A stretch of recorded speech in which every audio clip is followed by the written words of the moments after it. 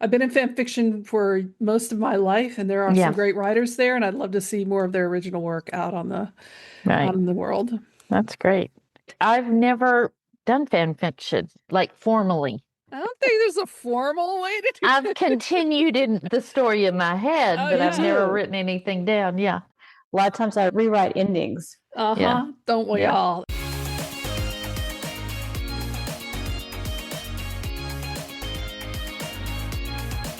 Welcome to the Wish I'd Known Then podcast. I'm Sara Rosette. And I'm Jamie Albright. And this week on the show, we have, Kimboo York. yep, she's back.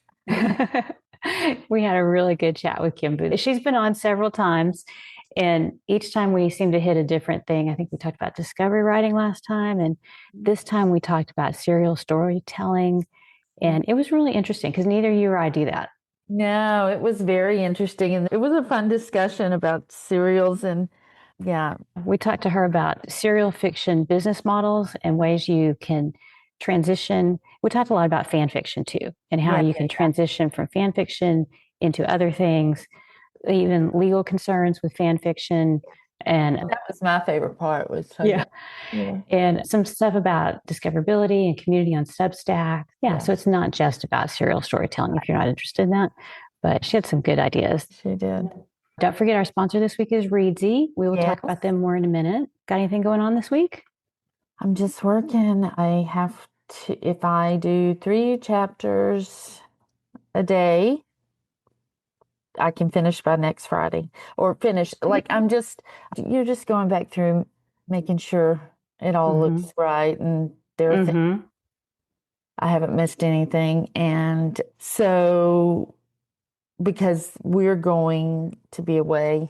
That's coming up soon. We're doing a little writing retreat type thing. The last weekend, March, and then I'll have a week and then it goes to the editor. So I can't believe it. It's a little overwhelming, but very exciting. You really did not know if you would get here, right? I did not.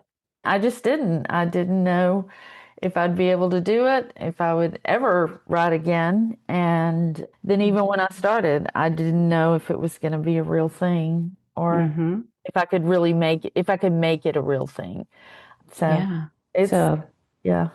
I'm going to be interviewed by Joanna Penn in April, the early April, about it. And I specifically wanted to do it before the book came out because the victory is in the finishing and writing the book. It's not in whether it's successful or not. I want it to be, but that's not where the victory is for me. So I wanted to make sure that I had done that interview in particular before, because I don't want it to get clouded. I don't want anyone to misunderstand what I'm saying and it to be clouded by commercial success or not. Even if it doesn't do well, I don't want that. I don't want the goodness of this to be impacted by that. Yeah. Thank you. I'm a writer. I can't think of words. It's late in the day. This after 5 o'clock. It'll be amazing if we're both halfway coherent right now. So that's it. That's all I'm doing. How about you? I have been working on my book and it's going so slow. And it's just one of those things. I am also slightly in mourning because it's getting really hot here already. And so I think I've talked about this before, how people who live in cold climates, they don't like the winter and it affects them. I feel like this is my time when I go, it's getting hot. It's about time to go indoors, crank up the AC and eat ice cream, I guess. I don't know, because it's going to be so hot for the next 6 months. Makes walking hard. Yeah, I did go for a walk today and it was really warm. It was nice, but it was warm. And I thought, oh, this is just the beginning. It's the beginning. It's not even that warm. Yeah. Yeah. But I was really involved in what I was doing. And I thought, okay, I'm going to take a break because I need to take a break. Just go for the walk. Even if you don't want to, just go for the walk because it is good to get out and do that. Yeah. But I do have a couple of pieces of information that I thought would be helpful. One is I have print copies of the Trope book. So this is a book that I co-authored with Jennifer Hilt. It's called the Trope Thesaurus Mystery and Thriller. And I have some of these to give away. So if you'll go over to Substack, I'll put a link in the show notes and leave a comment. And I think maybe tell us your favorite trope to write. Would that be a good question? Okay. So just, you don't have to go into great detail. Just do that and then we'll have a way to contact you if you're on Yeah. Substack. That's one reason we're doing this. I'll have a couple copies of those to give away, and we'll give it maybe 2 weeks, maybe a week. Let's give it a week. Yeah. And then I'll randomly pick winners and mail them to you. And this is how we do a lot of things on the fly as we're deciding how we're going to run a giveaway. And then the other thing was, I just thought this was interesting. I saw a news story or a link to this article. Publishers Weekly has published this PR announcement, basically, that Ingram has announced they're going to launch Covered, and it's a new digital catalog and galley service designed to help publishers share titles with booksellers, librarians, and media, and also facilitate ordering.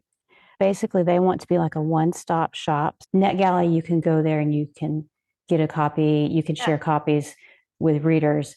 This will allow librarians to also get review copies, I believe.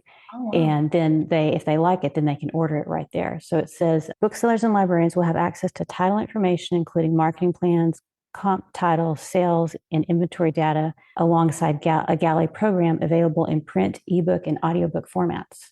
So I was like, that sounds very comprehensive. And it will be open to indies. Oh, that's good too. Yeah. I don't think it's open right now. It's in beta right now. So I'm sure that we probably couldn't get in right now. But anyway, I thought that was interesting. And I'll put a link to that in the show notes. Yeah. Very good. Very good. Yeah. Let's talk about Readsy. Okay. So Readsy is our sponsor for this week. And they have this cool thing called Readsy Studio. And it's a free online app for authors to plan, draft, edit, and format their book. And it creates professional EPUBs and print-ready files, and it's super easy to use. It's really nice. Yeah, that's so good. That's so good. And they have a lot of different templates, right? Yeah, they have 40 plus templates that you can use for your story, like story structure, creating characters, world building, narrative devices, setting. And it walks you through what you might want to note down about these different things. And it works together with Readsy Studio. I don't think there's anything quite like this that does all of this. Right. Yeah, it's really cool. It is very cool. Yeah. You just know they're going to do good stuff. They're just, It's quality. They do quality stuff, right? They do quality stuff. They just do. Yeah.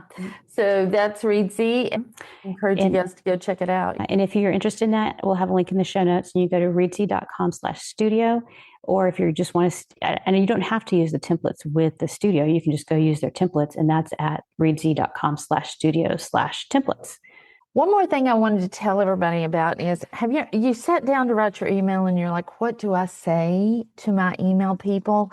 And y'all know I've let my email kind of go a little dormant, but I recently found Tammy Labrecque's email storytelling pantry, and it is so cool, y'all. I mean, it is just simple.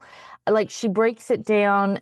She says a great newsletter usually has 3 simple ingredients: a story, a connection, and an invitation. And that's it. And so it's kind of a little bit about your life or your writing process or something behind the scenes. You connect that to your books or your characters or writing life. And then you engage the readers with a question or something like that. And so it takes the selling out, but it increases engagement. Y'all, it's only $27. Yeah, I mean, that's very cool. It's super cool. I've really enjoyed digging into it. So if you're interested, the link is in the show notes. And, Tammy, she's been on the podcast. She wrote Newsletter Ninja. She knows what she's talking about when it comes to newsletters. So I just share that with everybody. Well, that is great. Yeah, because it's almost like it's a little recipe. I can see why she called it a pantry. It is. Awesome. It's a little recipe, and it's really great. My friend Deanna Roy, she writes as JJ Knight. She's been using it, and she's the one, actually, that's how I first heard about it. She's like, my newsletter engagement has just gone up like crazy. Wow. That's awesome. Yeah. So I'm putting some things into practice with it. So cool. Yeah. So that would be a good way to, because my newsletters can tend to get too long and I have too many things, and I probably should break them up and send more frequently with smaller Smaller smaller chunks, yeah. yes, instead of like the what would it be, like a thesis I sent or a book. Exactly. Yeah. So, well, that's cool. That link will be in the show notes. And also, we need to thank our supporters for this week. We just really appreciate you guys. Yes, thank you all so much. Yes. And I thought it would be cool to go back and look at some of our longtime supporters. Yes. And I went back and looked, and Krista Baker is one of our supporters who's been supporting us for 3 years. So we really appreciate it. And we're going to probably start doing a couple more shout outs like this just to say thank you. Yeah. And if you're interested in her books, I'll put a link in the show notes for that as well. So. Yeah, that'll be great. That'll be great. Thank you so much, Krista, and everyone else who supports us. Y'all, I mean, we do this because we love it, but also, the support really helps. Support really helps. I mean, like the supporter, it's one coffee. I heard Joanna say it's a black coffee a month. Yes. But it's really just a coffee we can split. So, Yes, that's true. We share. So thank y'all so much. Yes. All right. Well, should we get on the interview? Do it. All right. Here is Kimboo. Today, we are really excited to have Kimboo York back. Hi, Kimboo. How are you? Hi, y'all. Good to be back. Good to see you both. We are glad you're here. We saw you in Vegas, right? Yeah, that's right. In November. So much. Not to mention the other times you've been on the podcast. But that too. We saw you in person. Yeah. Yeah, but it already seems like a whole year has gone by since November. I don't know. Crazy, I know. What is time?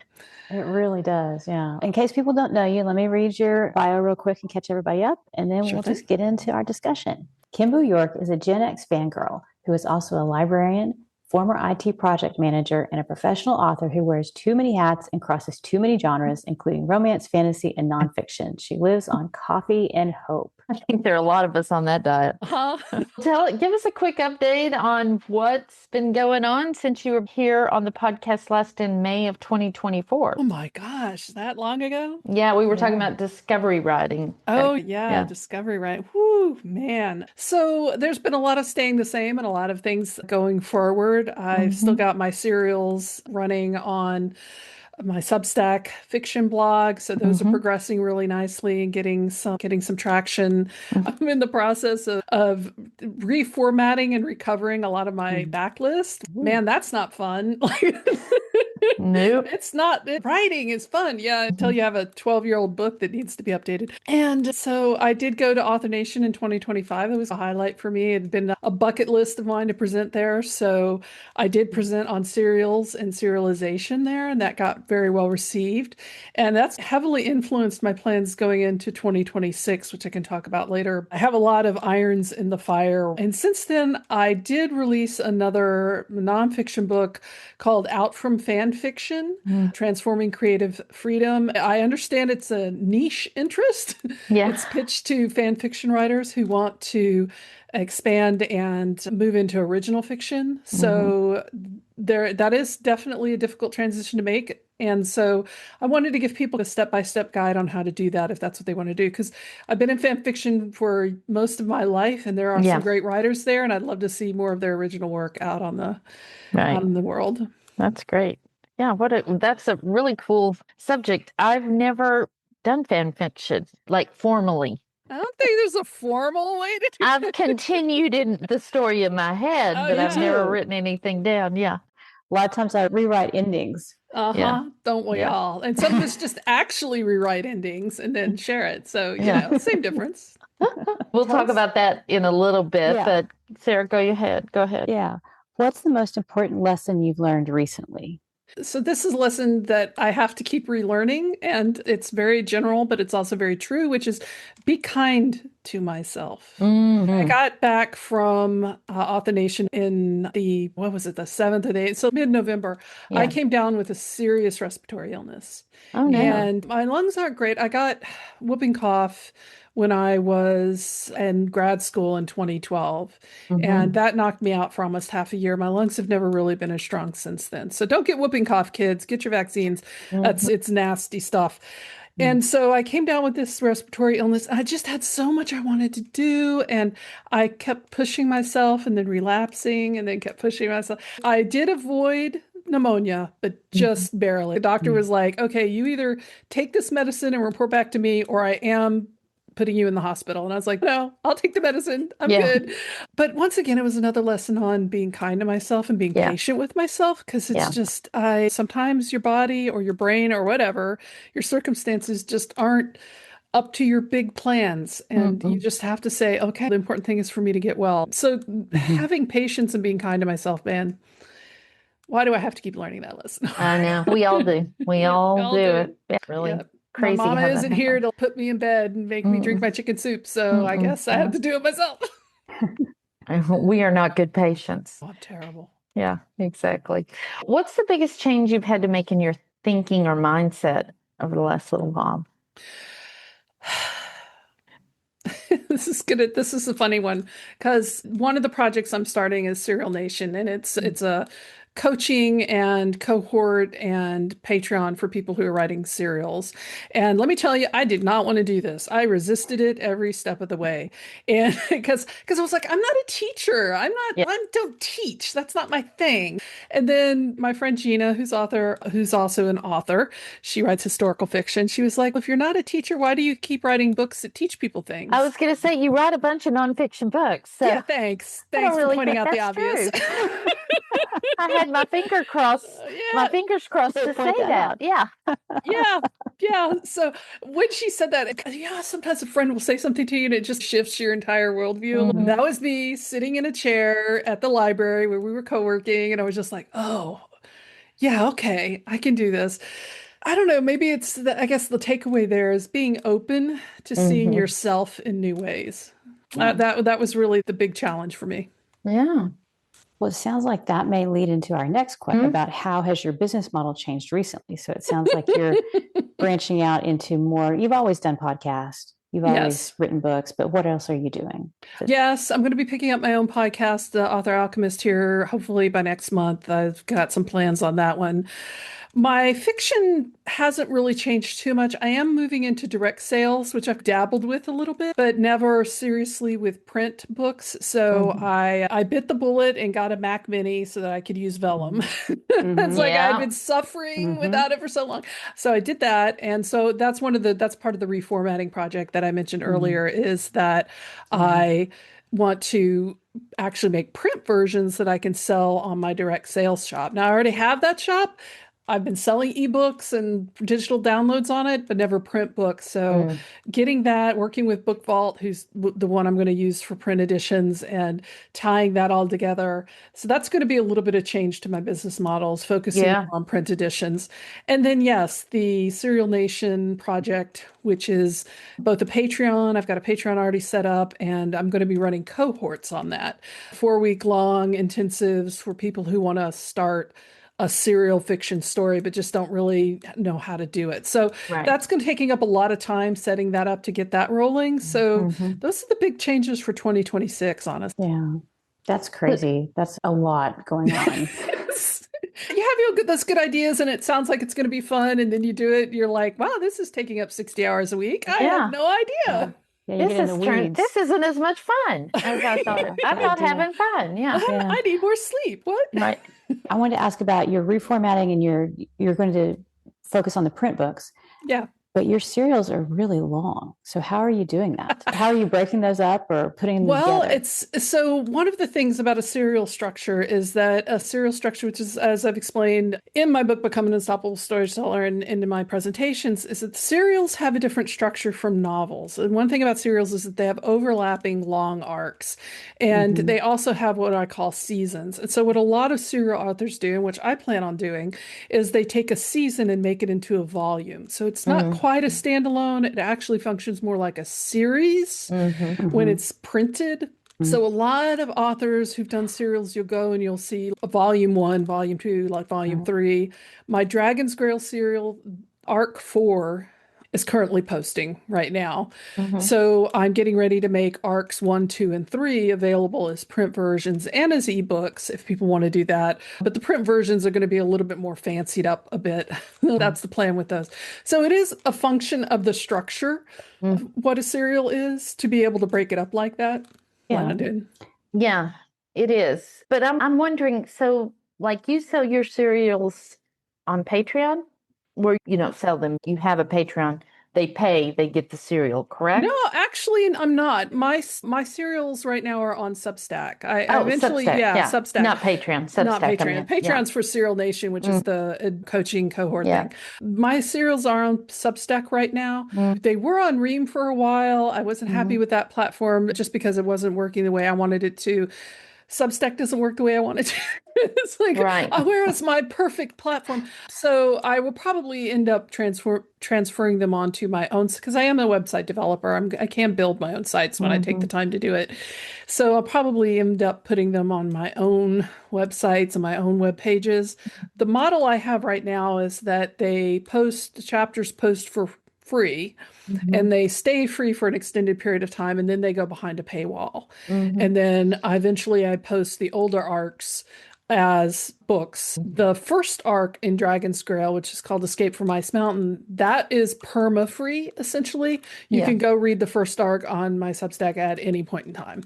And that's the lead magnet that I have for those. And there's a lot of different ways to structure a serial when you have it online, what platform you choose and how you do it. So there's some who do, they early access, they lock it down behind a paywall first.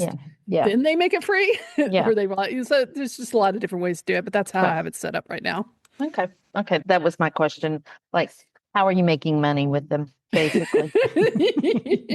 The money does come in with the subscriptions. It is hard. I will say this. A lot of people think that they're going to get into serials and just start making money right away. And some people do. I don't want to say that's not true.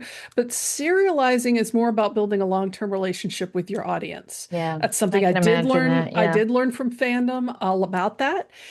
So for me, it's less that they're making me a lot of money right now than they are going to be making me a lot of money in the long term, over the long haul. So I feel like most authors think of Substack as for nonfiction, but you're using it for fiction. Yeah. So have you found that? Have you been able to find a fiction community there, or did you mostly bring your readers to the platform? I found my community there. And let me tell you, the fiction community on Substack, you haven't heard of it, and it is huge. Okay. It is huge. Simon K. Jones, he started his series, The Triverse Universe, and he started that back in 2021. It just wrapped up. It's 400,000 words long. Oh my gosh. And has been running weekly for all these years. He's got an amazing audience on there.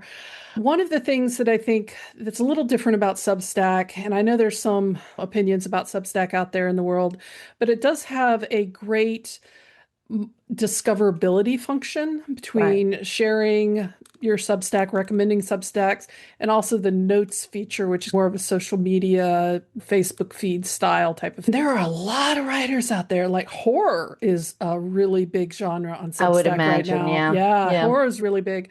Thrillers, some mysteries, some romance, not as strong. I think a lot of romance authors tend to go with Ream over Substack. Totally understandable. But let me tell you, the readership is there. And one of the things I want to point out, and this is something I have to point out all the time, just because people aren't commenting doesn't mean they aren't reading. Oh, okay. Okay, because even like we all know this when it comes to reviews, like how many people actually review the books that they read, right? It's a teeny tiny little small amount. I've done the research and I found that like 1% of readers will leave a comment. If that. So if you've got 2 comments, that's just a fraction of the 200 people who've read it. So you really can't look at the numbers of how many people left a comment. A lot of writers get wrapped up in that. The engagement, the value. You have to look at how many people are reading it, how many people are subscribed. Because with serials, it's a very different world. But readership is really strong on Substack. We're just not hearing about it. Yeah.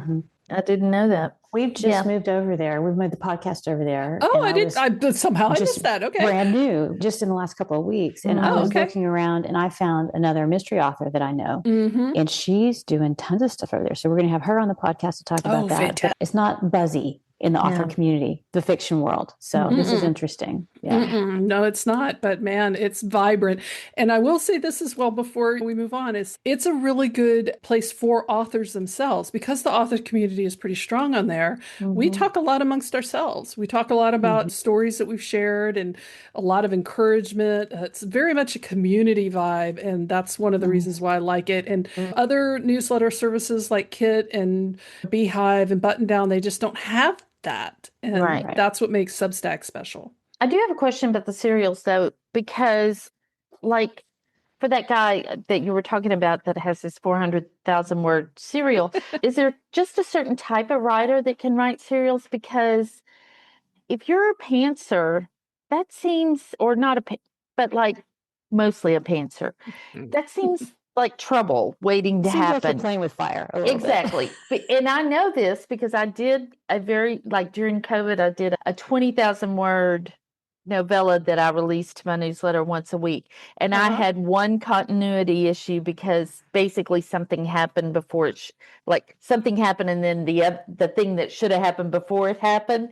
And my editor was like, this technically should happen afterwards, but you've already put it out and I wasn't going to change it. But I could see that happening a lot with me. Is that a danger of happening? Yes. Is that more of a danger of happening than when you're writing a novel? Not really. You can fix it in a novel. If you've already put it out, you can't really go back and fix it. So there are ways to do that. First off, a lot of authors who are writing serials, they're not writing a serial on the weekend and then posting it on Monday. Okay. What they're doing is, and this is certainly something I do, I always have at least 30,000 words in the bank. Okay. So I have 30,000 words ahead of what I'm posting so that I can have a pretty good continuation. Now, does that mean that 100,000 words ago I screwed something up? Yeah, that does happen. I think if you're going to be doing a story that long, and this leans into the productivity part that we were talking about, Sara, is you've got to have the tools that help you keep track of those things. And that can be a spreadsheet, that can be an online database like Notion, it can be something built for it like Campfire and World Anvil have wiki style features. I tend to roll my own. I use Legend Keeper, which is a wiki app that was designed actually for Dungeons and Dragons, but I use it for tracking my story data because then I can keep characters lumped together and geography lumped together. So there's a lot of ways of doing that just depending on how your brain works, but it is something to be aware of when you're writing a serial. Are mistakes going to happen and sneak through? I think all serial authors are going to tell you that does happen. Yeah. But then you get to publish it as a book, and guess what? You do go get back and go fix it. That's true too. Yeah. A big difference with us, especially in the serialization community, is that there's an understanding that's the case. Okay. That an author going back and fixing something or changing something, either when the book gets published or later on down the line, they're like, oh, by the way, I changed her dress to red because she was wearing blue, but that didn't work with the Star Force alignment. Yeah. So she had the wrong game colors. Exactly. Serial readers tend to be very forgiving about that. Now, you're always going to have the nitpicky people, but as a whole, I find that serial readers tend to understand that there's a little bit of flexibility and things might change eventually. Okay. But that's how you manage. That's good to know. Yeah, that's good to know. How do you view mistakes and how do you recover when things go wrong? Oh man, if you had asked me like 20 years ago, I'd say mistakes are not allowed and they're devastating and terrible. The hindsight of age. I'm a lot more sanguine about mistakes at this age. To me, failure, I think the problem comes in when people equate mistakes with failure. A mistake is not a failure. All right. A failure is where you fail to do something that you should have done. Right. A mistake is something where you tried something and it didn't work, or tried something and you didn't have all the variables at hand. You weren't aware. A mistake is you forgot something. And I think going back to the being kind to myself model of things, I've really had to learn to let go of the hyperfixation on perfectionism and all those sorts of things, to just realize that as long as I put one step in front of the other, there's no failure. There's no failure. So that's been a big change for me, is just realizing mistakes happen. Failure is on me, but mistakes can happen for any reason. And so it's just a matter of keeping going. I feel like it's a sign of immaturity and a little bit of naivete when we are hyper perfectionist and we can't view mistakes as just mistakes. We view them as failure because I think as you get older, you do see, hey, you know what? There are things bigger than this in the world, and that this was just a mistake. It was not a failure. And yeah, I do think that with age comes that. I think, and this is trite, but therapy helped. Oh, yes. In fact, I have it this afternoon. Yeah. I think because I did have a mother with mental health issues. So I grew up in a kind of a traumatic environment from the start. So for me, perfectionism and having OCD, which is something I dealt with very heavily in my younger years, were trauma responses. Yeah. So age with therapy, experience, you come in there and you're like, okay, yeah, no, the world isn't ending. This is going to be okay. I just have to fold that project up or move on to a different thing or apologize. Sometimes you got to apologize and just move on. Yeah. It's a good reframe when you look at it that way, that it's fine. Yeah. Let's get back to productivity and let's talk about that with sustainability. What are, like you were talking earlier about taking care of yourself and slowing down, and we want to be productive. And if you're writing a serial, you have a schedule you're trying to meet. So how do you balance that out with being productive, but still taking care of yourself? So a couple of things that I think come to mind. One of the things that I really, with my productivity clients, I used to do productivity coaching a long time ago. One of the things that I really tried to reinforce with them was that there's no such thing as a work-life balance. And I think it's tried to like, I knew that already. But what I mean is work is part of life. Trying to have this life here on one side and then work on the other, you're already out of balance. So you have work and you're trying to get things done and your kid gets sick and you need to go pick them up at school. Suddenly your work-life balance is out of whack because you've had to leave your work to go pick up your kid. But your kid is a big project. Like, your kid's an important part of your life. So it's not about balancing these things that are in opposition. It's about making your priorities and being flexible with what you need to accomplish. It's one of the reasons I'm very big proponent of project management, which people get really scared when I say that. They're like, oh, I don't want to have to do Gantt charts and spreadsheets. And I'm like, that's not what I'm talking about. So project management is really 4 stages. It's the ideation stage, it's the planning stage, it's the implementation stage, and it's the review process. So if you think of things in those 4 stages, if you look at something you need to do and how you're going to go about it, it calms the whole system down because you can say, oh, where am I in this project? I'm in the ideation stage, a very exciting stage, but a very, flexy stage. There's nothing really determined yet. Oh, I'm in the implementation stage. This project's going to go on for 6 months. If it's a book, it might go on for 6 weeks or a year, depending on, are you a historical fiction writer? Are you writing contemporary romance? Right. And, or it's a serial, it's going to go on for 5 years, but every arc is only going to take 6 months. So how do I get through the next 6 months? And you can start breaking these things down. And it's not about doing the charts. It's about having an understanding of how this is going to affect your daily schedule, along with getting the kids to school, having time to take care of yourself, having time to exercise, meditate, and have a relationship with either your spouse, your partner, your family, being able to go on vacations, instead of this kind of willy-nilly finding balance thing. It's about making your priorities and understanding how they all fit together, more like a puzzle than a balance. Oh, good. Good. I think that's really true because like you're saying, being kind to yourself is the key.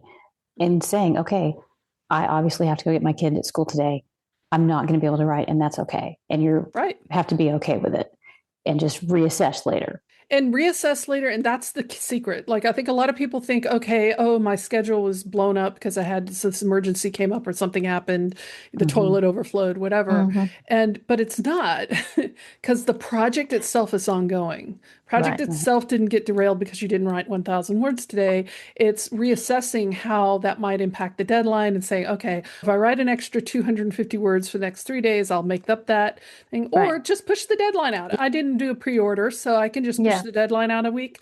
My readers will be fine with that. I'll just send them a newsletter with a photo of the overflowing toilet. It'll be fine. Right. And, yeah, reassessing, I think, is where a lot of people fall down on that because they don't have in mind of it as a project that's ongoing. They're just looking at their immediate deadlines and what's on their calendar. And I Right. always tell people, your calendar is a tool. It is not your master. All right. Right. I think it's supposed to Exactly. help you. And if you become completely obsessed with missing a date on the calendar, then that's not a tool anymore. That's something that is controlling you in the worst way. Correct. Yeah. Yeah. I think that's true. I had a lot to do Monday. A lot. Right? Yeah. So I of mean, I course. just had a lot to do. I got up.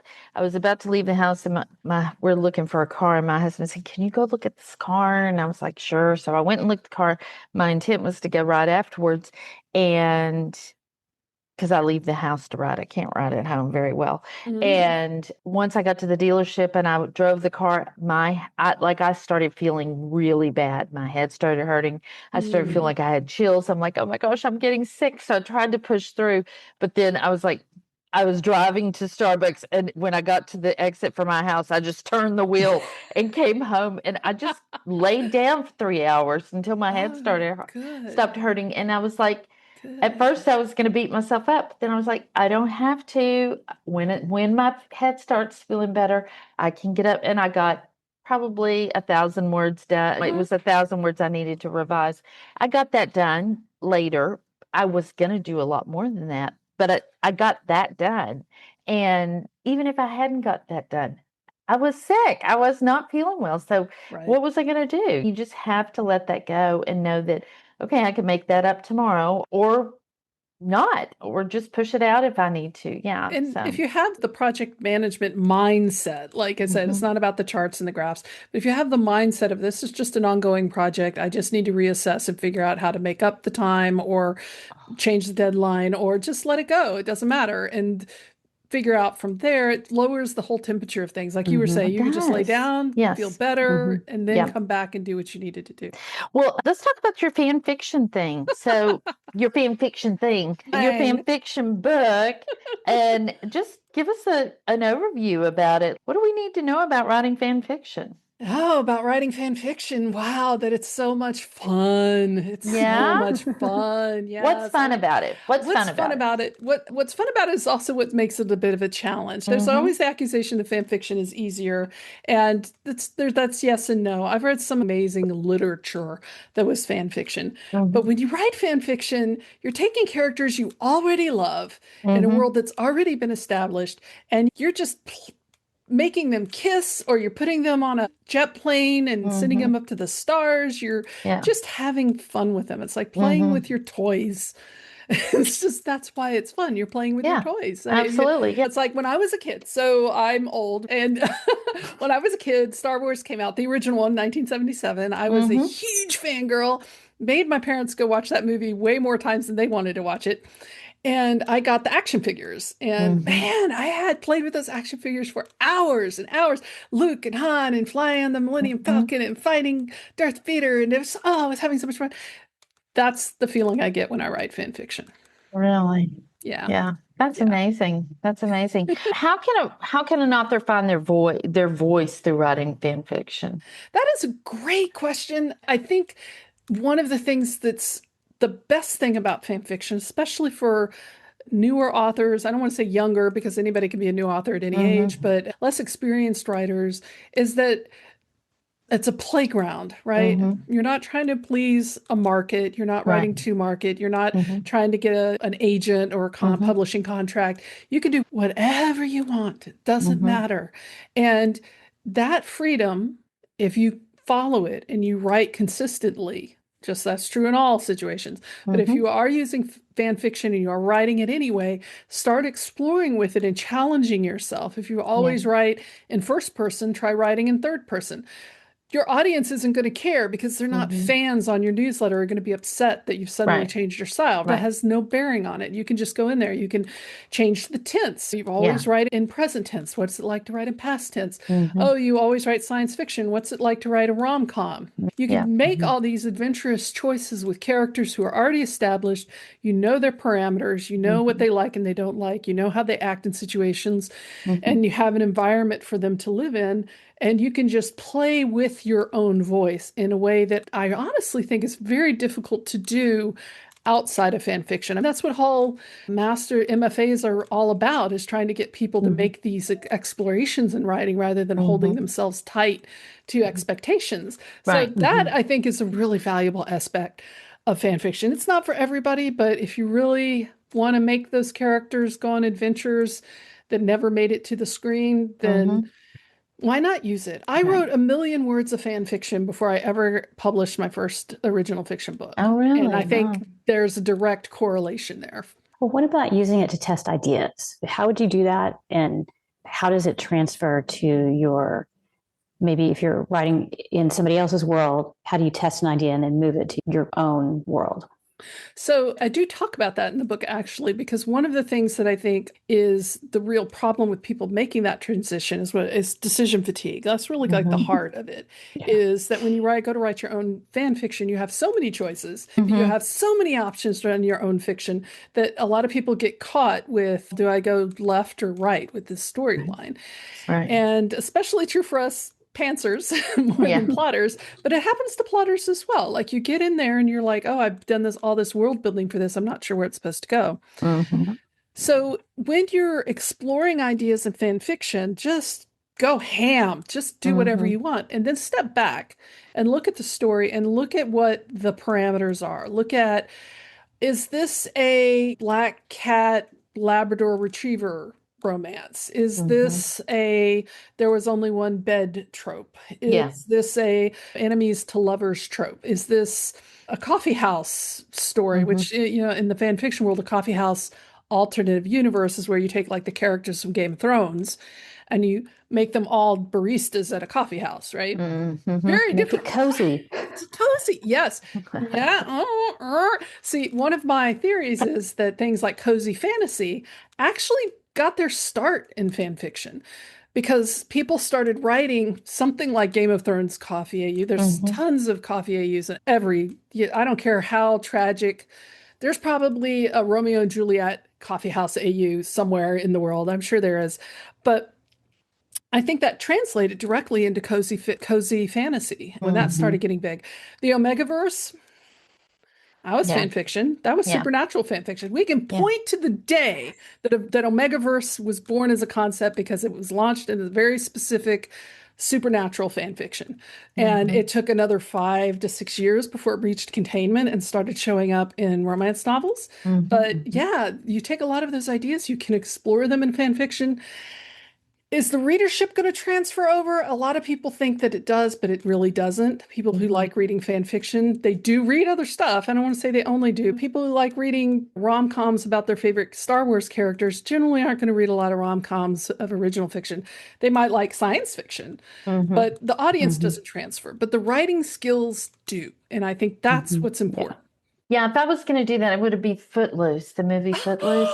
I saw that. I'm embarrassed. It was at a kind of a bad time in my life, but in the little town that I grew up in, I had gotten out of college and I was waiting tables. That's your life goal. That's what it does. And but I was living at home, but in this little town, you could go to the movie for literally $2 a night.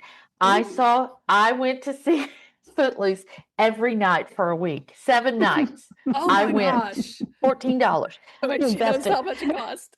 I went to see it because I was like, it just did that thing for me. And I could have probably written some Footloose fan fiction for that. Probably. Probably still could right now. I was immersed. Immersed in the world. I think that's the most important thing. Yeah. There are actually 42 Footloose fanfic on Archive of Our Own. Oh my gosh. So that is amazing. We're the only one. Okay. So tell us where people can find fan fiction. See, I don't even know where to go to find fan fiction.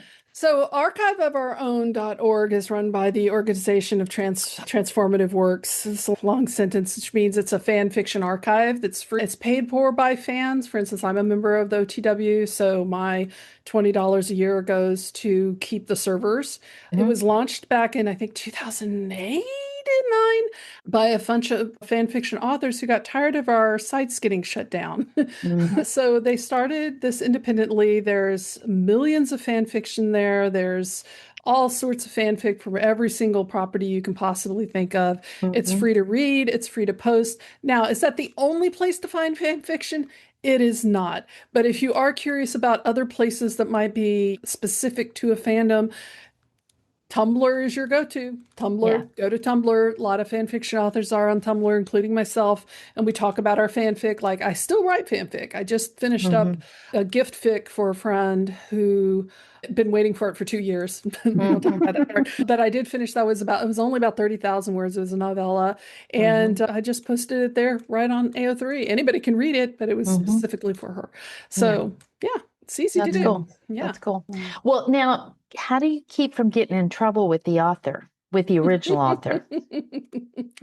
You don't. Okay, there you go. Yeah, there you go. The Organization of Transformative Works has a sharp legal team, the money goes. And technically, fan fiction falls under fair use.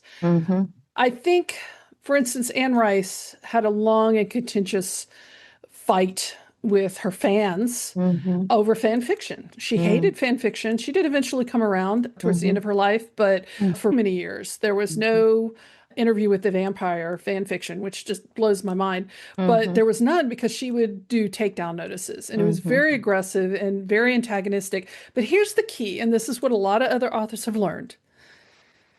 Pissing off your fans is not the best move. No, not a good idea. To me, it's comparative to if you watch a show, a movie, a drama, and you take scenes from that and you create some cute, fun, interesting little TikTok or video, and somebody sees that and goes, "Oh, I want to go watch that." Right. If you cut that off, you're cutting off free publicity in a way. And so I feel like if you have people who are taking your characters and writing a story about it, and it's transformative, right? That's part of the deal. That's part of the reason it's not caught up in the copyright issue as much, is because you're changing it into something a little bit newer, different. It's free advertising. What? And a lot of more modern authors have figured that out. Naomi Novik she does Tremere's series, Tremere Dragon series, or His Majesty's Dragon series. And she started out in fan fiction. That's not a secret. I'm not telling any tales out of school. And she was one of the driving forces for people to realize that fan fiction is that. It can serve exactly as advertising. I know for a fact that I got into Chinese drama fandom right before the pandemic. Perfect timing to sit around and watch a lot of videos in a language I don't understand.